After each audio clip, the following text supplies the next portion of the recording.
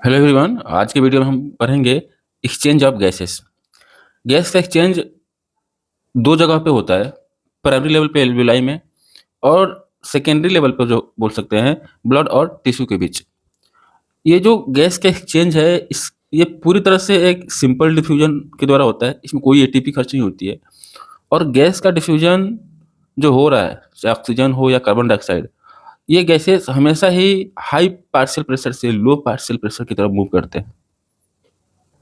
जो भी गैसेज़ हैं, चाहे वो ऑक्सीजन हो या कार्बन डाइऑक्साइड, अलग-अलग जगह पे इनका पार्शियल प्रेशर अलग-अलग है। और जैसे इस टेबल में दिया गया है, ऑक्सीजन का पार्शियल प्रेशर एटमॉस्फेयर में 159, एल्वियोलाई में 104, डीऑक्सीजनेटेड ब्लड में 40, जो ऑक्सीजनेटेड ब्लड है उसमें 95, टिश्यू के अंदर 40 एंड इनसाइड द सेल 20। उसी प्रकार कार्बन डाइऑक्साइड का पार्शियल प्रेशर देखो, इनसाइड द सेल 50, टिश्यू में 45, ऑक्सीजनेटेड ब्लड में 40, ऑक्सीजनेटेड ब्लड में 40, डीऑक्सीजनेटेड ब्लड में 45, एल्वियोलाई में 40 एंड एटमॉस्फेयर में 0.3 mm of Hg।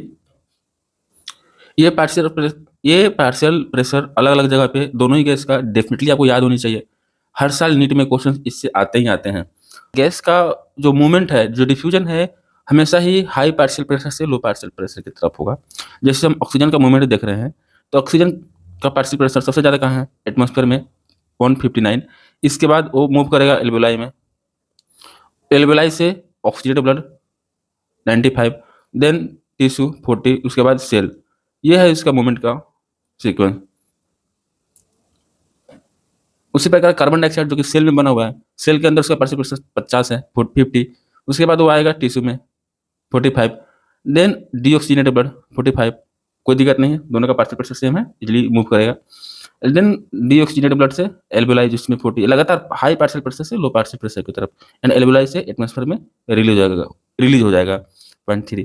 तो मतलब आप देख पा रहे हो, इसमें कोई एटीपी कहीं कहीं खर्च नहीं होगी और गैस का मूवमेंट हाई पार्शियल प्रेशर से लो पार्शियल प्रेशर की तरफ हो रहा है इजीली। इस डायग्राम में दिखाया गया है inspire air, expire air, alveoli. देखो एल्वियोलाई के अंदर ऑक्सीजन का partial pressure 104 and carbon dioxide का 40। ये है पल्मोनरी वेन जिसमें ऑक्सीजनेटेड ब्लड फ्लो हो रहा है। ये है सिस्टमेटिक आर्टरी जहाँ ऑक्सीजनेटेड ब्लड फ्लो हो रहा है। देखो एल्वियोलाई में ऑक्सीजन का पार्शियल प्रेशर 104 है, सिस्टमेटिक आर्टरी या पल्मोनरी वेन में 95। तो हाई पार्शियल प्रेशर से लो पार्शियल प्रेशर की तरफ मूव करेगा ऑक्सीजन। ठीक, यहाँ टिश्यू में मेटाबॉलिज्म के बाद कार्बन डाइऑक्साइड प्रोड्यूस हो रहा है और टिश्यू के अंदर कार्बन डाइऑक्साइड का पार्शियल प्रेशर कितना है? 50 mmHg। और जो वेन है डीऑक्सीजनेटेड ब्लड उसमें 45। तो टिश्यू से डीऑक्सीजनेटेड ब्लड में कार्बन डाइऑक्साइड डिफ्यूज होकर चला जाएगा और डीऑक्सीजनेटेड ब्लड से वापस ये लंग्स के पास आएगा पल्मोनरी आर्टरी के थ्रू, जहाँ कार्बन डाइऑक्साइड का पार्शियल प्रेशर 45 है और एल्वियोलाई के अंदर कार्बन डाइऑक्साइड का प्रेशर 40। इजिली डिफ्यूज होकर के एल्वियोलाई में चला जाएगा, एल्वियोलाई से वापस बाहर एक्सपायर हो जाएगा।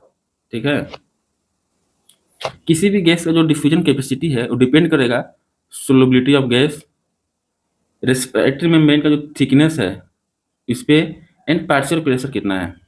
तीन चीज पे डिपेंड कर रहा है कि गैस का सोलबिलिटी कितना ज़्यादा है।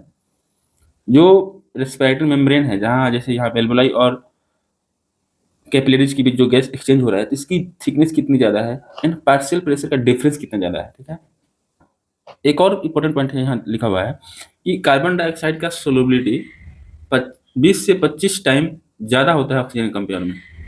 इसका मतलब समझो,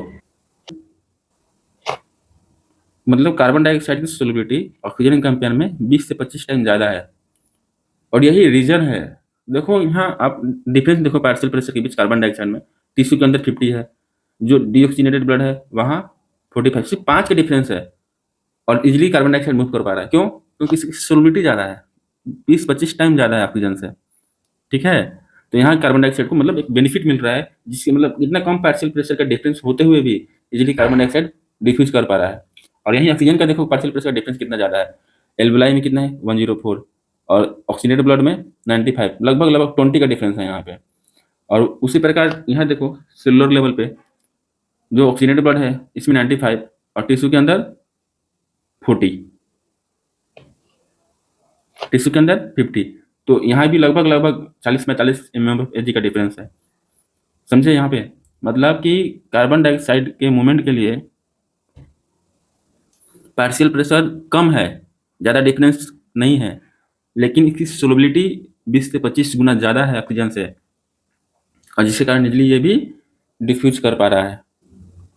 जो डिफ्यूजन मेम्ब्रेन है वो 3 लेयर से मिलकर बना हुआ है।